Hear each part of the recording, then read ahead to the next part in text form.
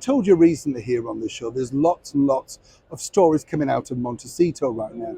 Naturally, of course, to try and deflect from the debacle that was that New York alleged car chase featuring Harry and Meghan, a little bit like the Dukes of Hazzard gone wrong. But one thing that we did like to highlight that was, of course, not true was simply this. And what's fascinating about this is that lots of people in the media have simply picked up with it and gone off and believed the absolute tale. You see, as I pointed out before, the true story is this, that Harry and Meghan really want you to look at other topics now. They realise how embarrassing and what a debacle that particular story out in New York was. Whichever way, they're going to stick to the story because that's their narrative and that's what they want to do. But far from being over with this particular streaming giant, things could be hotting up. And more importantly, could be very lucrative for the ex-royals as well. As ever, let me explain. Morning, Neil. Sean here in the very heart of London, and as ever, lovely to have your company. Yes, that's right, Harry and Meghan are far from finished with that debacle that many people feel is Netflix. As we all know, Pearl, Meghan's big star-studded thing, never got off the ground, even with the backing of David Furnish and Sir Elton John. Not quite sure what they feel about that, but I know many were disappointed.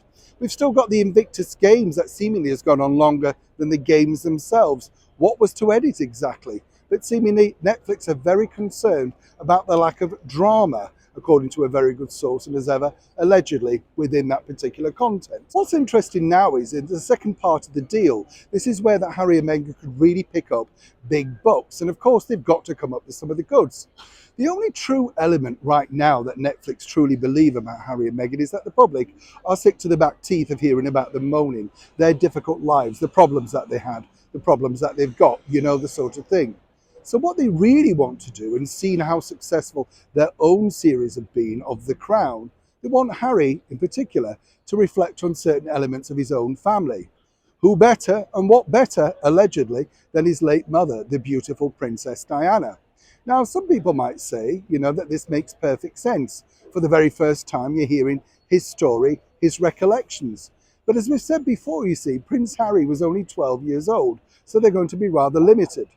The other problem that he has is now getting people to come forward to be part of said documentary. You know, who could he possibly call forward? Lots of people he didn't want to speak to. Lots of ex-staff members are not really to be relied upon, as we saw recently with one claiming that they were called to the palace to have a one-to-one tete-to-tete ahead of Harry's wedding. You get the picture. But truly, this is the deal that Netflix now want from Prince Harry.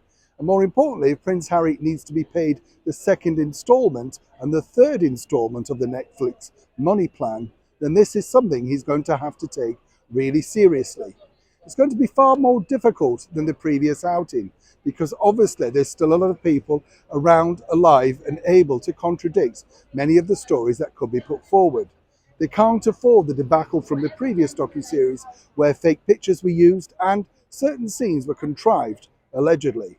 But this is now what Harry is looking forward to doing, moving forward. The side of the story, of course, is this.